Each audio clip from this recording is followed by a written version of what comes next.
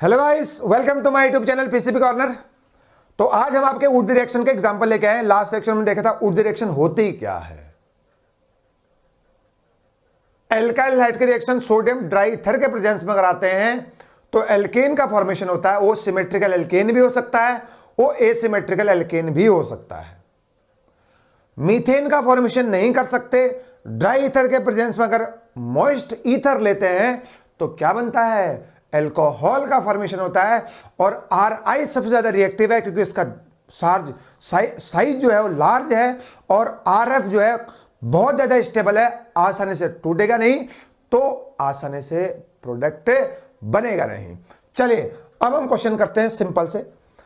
ऐसे क्वेश्चन आपके पेपर में आते जाते रहते हैं।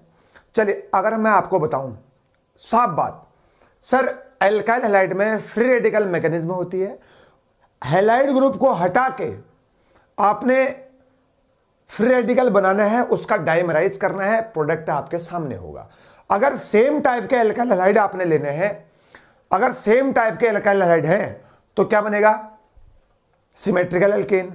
अगर डिफरेंट टाइप के एल्काइल हैलाइड है तो क्या बनेगा, सिमेट्रिकल भी बनेगा, एसिमेट्रिकल का फॉर्मेशन भी होता है। क्वेश्चन नंबर 1, एक ही टाइप का एल्काइल हैलाइड है तो क्या बनेगा, सर ये बना आपका फ्री रेडिकल। फ्री रेडिकल का फॉर्मेशन हो गया।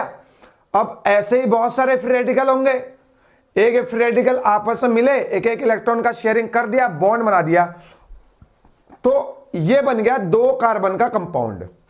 ये सिमेट्रिकल एल्केन है, सिमेट्री है, देखो है नहीं है। बीच से एक लाइन ड्रॉ करोगे तो एक दूसरे की मिरर इमेज बना रहे हैं, तो ये हो गया सिमेट्री। अगर एक ही टाइप का एल्काइल हैलाइड है तो भैया इसको बहुत सारे मानने पड़ेंगे आपको। ये नहीं कि सर हमें तो दिया ही नहीं, हम तो 2 लिखे ही नहीं, हम तो 2 पढ़े थे, 2 alkyl halide plus 2 sodium in the presence of dry ether, तभी हम 2 एल्केन बनाएंगे, मतलब 2 कार्बन का एल्केन बनाएंगे। ऐसा नहीं है। अगर एल्काइल हैलाइड ले लिया, सोडियम ड्राईईथर के प्रेजेंस में रिएक्शन करा दी तो आप ये मानना कि आपने बहुत सारे एल्काइल हैलाइड लिए हैं, वो भी सेम तरीके के हैं।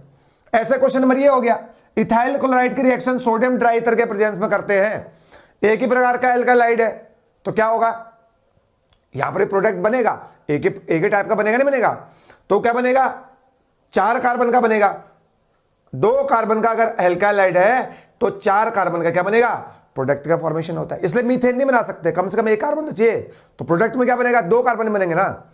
तो ऐसे यहां पर क्या होगा, CH3 CH2 फ्री रेडिकल, ऐसे यहां पर दूसरा फ्री रेडिकल होगा, बहुत सारे होंगे, एक इलेक्ट्रॉन मिले दूसरा मिला, आपस में बॉन्ड बना दिए तो एल्केन का फॉर्मेशन हो गया। समझ में आया।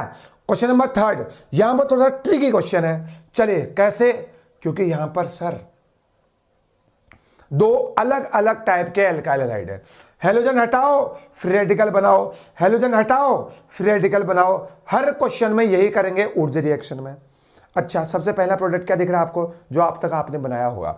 कैसे, इस क्लोरीन सोडियम के साथ NaCl बाहर, 2 NaCl बाहर, इन दोनों को मिलाओ तो ये बच गया CH3 CH2 CH3। ठीक, तो ये हो गया मेरा प्रोडक्ट CH3 CH2 CH3। ये आपका अनसिमेट्रिकल एल्केन है। क्या है, अनसिमेट्रिकल एल्केन। ठीक है, क्यों सर, सिमेट्री नहीं है। यहां से हटाओगे, 1 कार्बन है 2 कार्बन में डिवाइड हो गया। अब एक चीज बता, मैंने आपको बोला बहुत सारे एल्काइल फ्री रेडिकल बनेंगे, सर ये भी बहुत सारे होंगे ना, तो ये भी तो आपस में डाइमराइज होंगे, ये भी तो आपस में डाइमराइज होंगे, तो क्या बनेगा बताओ, 4 कार्बन का बनेगा। कितने कार्बन का बनेगा, 4 कार्बन का बनेगा, है नहीं है। ये सर ये भी बहुत सारे होंगे, CH3 फ्री रेडिकल, ये भी आपस में क्या होंगे, डाइमराइज होंगे। क्या होंगे, डाइमराइज। अगर डाइमराइज होंगे, अगर एक कार्बन फ्री रेडिकल डाइमराइज होगा दूसरे कार्बन फ्री रेडिकल के साथ, तो 2 कार्बन का कंपाउंड रहेगा, उसका बोलेंगे एल्केन। क्या बोलेंगे, एल्केन का फॉर्मेशन कर देगा। किसका फॉर्मेशन कर देगा, एल्केन का फॉर्मेशन। देखो 2 सेम कार्बन अगर डाइमराइज होंगे तो सिमेट्रिकल बनेगा। कैसा बनेगा, सिमेट्रिकल। ऐसे यहां पर भी देखो, ये भी सिमेट्रिकल बन रहा है, लेकिन ये क्या बन रहा है, अनसिमेट्रिकल। ठीक, तो ये कहलाएगा आपके मिक्स ऊर्जा है, जिसमें सिमेट्रिकल भी फॉर्मेशन होता है और अनसिमेट्रिकल एल्केन का भी फॉर्मेशन होता है। देखो अनसिमेट्रिकल बन गए ना तो सिमेट्रिकल एल्केन का अमाउंट कम होएगा, ठीक है ना। इसलिए ऊर्जा रिएक्शन जो है ज्यादा फेवरेबल नहीं है क्या बनाने के लिए, सिमेट्रिकल एल्केन बनाने के लिए ज्यादा फेवरेबल नहीं है, क्योंकि अनसिमेट्रिकल बनने की वजह से सिमेट्रिकल का अमाउंट क्या हो गया, कम हो गया है। समझ में आया क्या? लास्ट क्वेश्चन चलते हैं इस टाइप का। चलो ये रहा एक कंपाउंड, ऐसे बहुत सारे होंगे।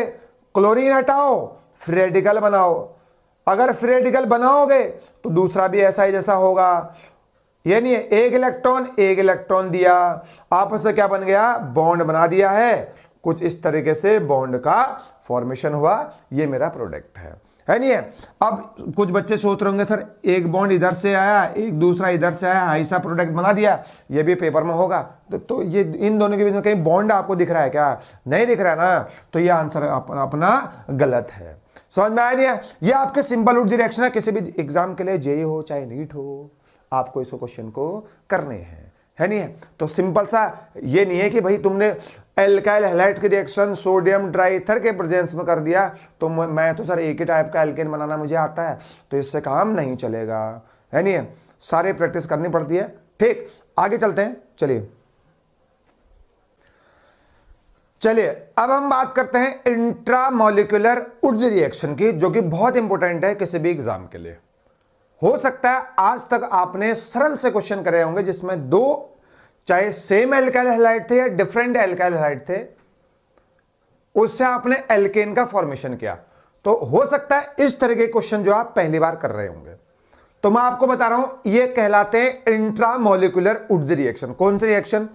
Intramolecular Wurtz reaction. इसमें क्या होगा, एक ही कंपाउंड में दो दो हैलाइड होंगे, आपको उसको रिमूव करना है, फ्री रेडिकल बनाना है, फिर आपस में उसको डाइमराइज कर देना है, शेयरिंग कर देना है, एक बॉन्ड बना देगा। सबसे सरल आंसर है ये तो और सरल हो जाएंगे।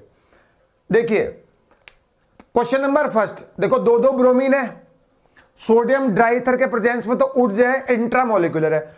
इस ब्रोमीन को हटा दो, इस ब्रोमीन को हटा दो, यहां पर आ जाएगा एक फ्री रेडिकल, ये भी एक फ्री रेडिकल आ गया। ये क्या करेगा, एक यहां से बॉन्ड और एक यहां से बॉन्ड, दोनों ने एक एक इलेक्ट्रॉन का शेयर कर दिया, एक बॉन्ड का फॉर्मेशन कर देगा। तो यहां पर एक 3 कार्बन का जो है रिंग का फॉर्मेशन हो गया। किसका फॉर्मेशन हो चुका है? रिंग का फॉर्मेशन हो चुका है। ठीक, तो यहां पर 3 से 6 कार्बन के रिंग के बनने की संभावना है। तो ये हमारी इंट्रामोलिकुलर उड्स रिएक्शन है। ऐसे क्वेश्चन नंबर सेकंड, इसको हटाओ यहां फ्री रेडिकल, इसको हटाओ यहां फ्री रेडिकल, है नहीं है? फिर ये फ्री रेडिकल नीचे आएगा, ये आपस में ऐसे करके एक एक बॉन्ड की शेयरिंग करेंगे, तो यहां पर 6 कार्बन का जो है वो कंपाउंड का फॉर्मेशन हो जाएगा। रिंग के फॉर्म बनेगा 6 कार्बन, तो यहां पर 6 कार्बन के रिंग बनेगी। ऐसे क्वेश्चन नंबर थर्ड, बहुत इंपॉर्टेंट क्वेश्चन है, मैं शक्ल नहीं आ रही वहां पे। चलिए ये वाला कार्बन हटेगा, एक फ्री रेडिकल आ गया यहां पे, ये हटेगा, एक फ्री रेडिकल का फॉर्मेशन हो गया, है नहीं है? अब ये क्या करेगा, दोनों ने एक एक इलेक्ट्रॉन का शेयरिंग कर दिया। ठीक, तो एक एक इलेक्ट्रॉन, तो यहां पर कौन सा एक बॉन्ड आ जाएगा आपको पता ही है। तो इस तरीके से जो है एक साइक्लिक रिंग के अंदर एक डबल बॉन्ड का फॉर्मेशन हो गया है। देखो एक एक इलेक्ट्रॉन का शेयरिंग कर रहे हैं, फ्री रेडिकल जो फ्री नहीं रहेगा, वो बॉन्ड बनाएगा, वो डाइमराइज होगा। ठीक, अब हम चलते हैं क्वेश्चन नंबर नेक्स्ट की तरफ। क्वेश्चन नंबर 4 आपको समझ में आ गया होगा। ये हटाओ एक फ्री रेडिकल बनाओ, ये हटाओ एक फ्री रेडिकल बनाओ, फिर क्या होगा, दोनों ने अब ऐसा नहीं कोई बाहर से बॉन्ड बनाएंगे, ऐसा नहीं होगा, है नहीं है? रिंग के अंदर ही बॉन्ड का फॉर्मेशन होता है। तो एक इलेक्ट्रॉन इधर से, एक इलेक्ट्रॉन यहां से आया, तो यहां पर ये तो 4 कार्बन का पहले से था रिंग, एक बीच में जो है ना एक रिंग और बन चुकी है। ठीक, तो सॉरी एक बॉन्ड आ चुका है, सिंगल बॉन्ड आ चुका है, क्योंकि एक इलेक्ट्रॉन यहां से शेयर किया, एक इलेक्ट्रॉन यहां शेयर किया, एक एक इलेक्ट्रॉन का शेयर करके एक बॉन्ड का फॉर्मेशन कर दिया है। ये हो गया मेरा इंट्रामोलिकुलर उड्स रिएक्शन के एग्जांपल, बहुत इंपॉर्टेंट है। अब लास्ट वाला जो एग्जांपल है इतना इंपॉर्टेंट है, देखो लग रहा है ना, यहां से मैं बेंजीन बनाऊंगा, यहां से क्या बनाऊंगा, बेंजीन का फॉर्मेशन। कैसे, ये हटेगा एक फ्री रेडिकल बनेगा, ये हटेगा एक फ्री रेडिकल बनेगा। किस तरीके से सर, इस तरीके से फ्री रेडिकल का फॉर्मेशन होगा, एक फ्री रेडिकल इधर, एक फ्री रेडिकल इधर, है नहीं है? अब सर एक डबल बॉन्ड बीच में एक, अच्छा सर ये भी ऑप्शन है, एक यहां शेयर कर दो, एक यहां शेयर कर दो, एक बीच में बॉन्ड डाल दो। देखिए यहां पर रेजोनेंस हो रही है, कैसे मैं बता रहा हूं आपको। देखो free radical single bond double bond, जब फ्री रेडिकल डबल बॉन्ड के साथ कंजुगेशन में होता है तो इसका एक इलेक्ट्रॉन इसकी तरफ, इसका एक इलेक्ट्रॉन इधर को, किधर को, ये वाले की तरफ, तो एक डबल बॉन्ड बना लेगा, सॉरी बॉन्ड बना लेगा, और जो इसका एक इलेक्ट्रॉन बच गया वो यहां पर आ जाएगा ऐसे करके, है नहीं है।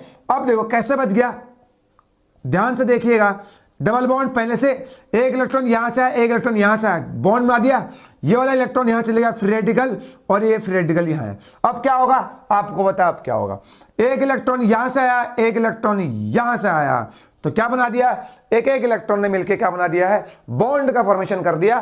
तो यहां पर जो है ये बन गया आपका बेंजीन। क्या बन चुका है, बेंजीन का फॉर्मेशन हो गया। देखो था मेरा कौन सा कंपाउंड, ये लीजिए, ये कंपाउंड था, बन क्या गया, सोडियम ड्राईथर के प्रेजेंस में बेंजीन का फॉर्मेशन। आपने सोचा भी नहीं होगा कहीं ना कहीं तक कि बेंजीन भी बन सकता है, बनेगा। इसको हम बोलते हैं इंट्रामोलिकुलर वुड्स रिएक्शन। बहुत बहुत इंपॉर्टेंट है जेई के लिए और नीट के लिए। ये मत सोचना नीट में इजी क्वेश्चन आते हैं, है नहीं है, तो कभी कभी ऐसे क्वेश्चन भी आ जाते हैं, तो बच्चों ने करे होते हैं, जो टॉप रैंकर्स होते हैं उनको सारे क्वेश्चन आते हैं उनको, है नहीं है, आप लोगों ने करने हैं। समझ में आ रही है, तो ये इसका एग्जांपल है वुड्स रिएक्शन के। Hope you have enjoyed it. तो आपको प्रैक्टिस करनी है, ठीक है ना। Till then have a nice day, thank you so much.